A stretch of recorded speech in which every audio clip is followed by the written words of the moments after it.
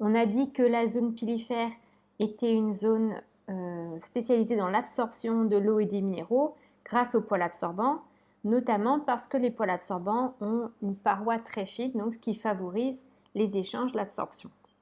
Il y a un autre paramètre qui fait que la zone pilifère est particulièrement propice aux échanges, c'est sa très grande surface d'absorption.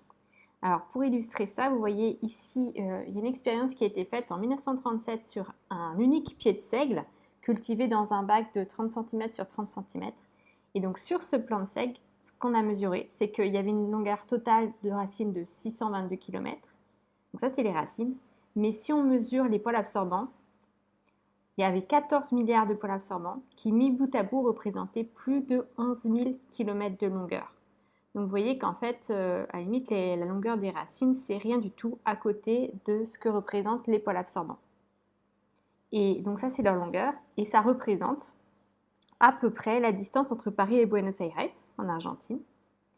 Et pour ce qui est de la surface, ça représente 237 mètres carrés, un petit peu moins qu'un terrain de tennis. Donc ça montre bien quand même que la zone pilifère représente une très grande surface, ce qui permet l'absorption, ce qui favorise l'absorption de l'eau et des minéraux. Au-dessus de la zone pilifère, on a la zone d'organogénèse, donc qui correspond à peu près à la zone de ramification, c'est-à-dire la zone où vont être produites les racines latérales. Et ces racines, elles sont produites à partir d'un tissu qui est relativement profond dans la racine, assez interne, c'est le péricycle. La production des racines latérales est contrôlée à la fois par les gènes, mais aussi par l'environnement, ce qui va faire que l'architecture de la racine et de ses ramifications va être assez flexible. Et on en revient à la notion de plasticité qu'on a vue précédemment.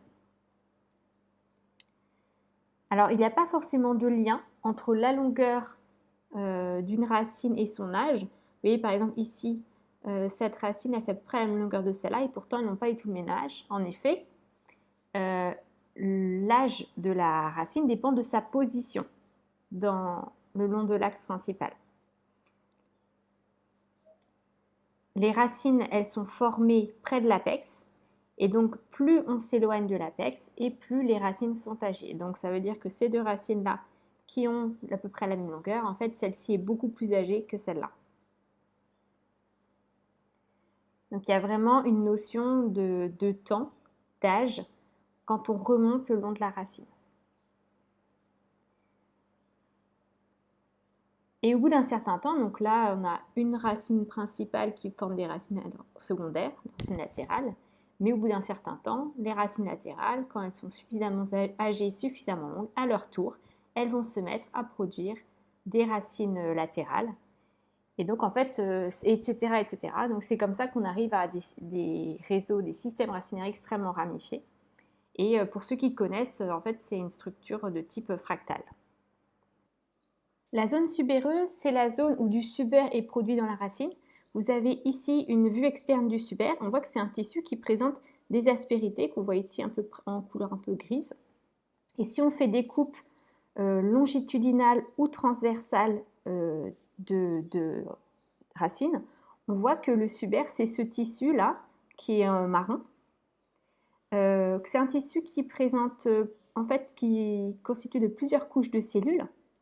Et que dans ce tissu, il y a parfois des ruptures, donc c'est ce qu'il y a ici, et que ces ruptures, on appelle ça des lenticelles. Le subaire, c'est ce qu'on appelle aussi le liège.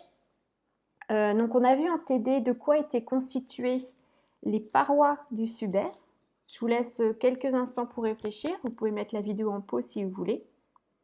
Donc les parois du subaire, elles sont constituées de subérine, et c'est ce qui donne la couleur marron en coloration de Mirande. Et cette subérine, elle est hydrophobe, donc imperméable.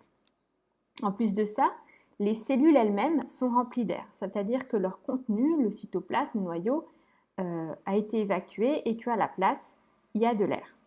Donc bien entendu, ça en fait un tissu mort, hein, c'est un petit peu comme les vaisseaux du bois qui sont imprégnés de lignine, et ce sont aussi un tissu mort. C'est un tissu qui est également isolant, Donc l'isolation, elle est liée à l'air qui est contenu dans les cellules. Donc l'air, c'est un très bon isolant. C'est le même principe qui est utilisé dans les doubles vitrages. Donc on a une couche d'air entre les deux vitres et c'est ça qui assure l'isolation. Et puis c'est un tissu qui est étanche, aussi bien à l'eau qu'au gaz. Et ça, c'est lié au caractère hydrophobe de la subérine. Donc tout ça, ça en fait un tissu de revêtement protecteur. Et on a vu aussi que ce tissu était associé à la croissance en diamètre. Donc ça, je vous renvoie au TD à ce sujet. Donc je vous ai dit, ce tissu, il présente un certain nombre de ruptures dans la couche, qu'on appelle des lenticelles. Alors, à quoi servent ces lenticelles? En fait, le problème, c'est que les cellules qui sont situées ici sous le subaire, ce sont des cellules vivantes. Et comme toute cellule, elles respirent. Donc la respiration mitochondriale nécessite de l'oxygène et rejette du CO2. Mais si la couche de subaire au-dessus, elle est parfaitement imperméable, comment est-ce que ces cellules peuvent avoir accès à de l'oxygène? C'est ça le problème. Donc c'est pour ça qu'il y a des lenticelles, donc des ruptures dans la couche de subaire qui permettent en fait le passage des gaz respiratoires, donc les échanges de CO2 et d'oxygène entre l'extérieur et les cellules, ce qui permet aux cellules de respirer.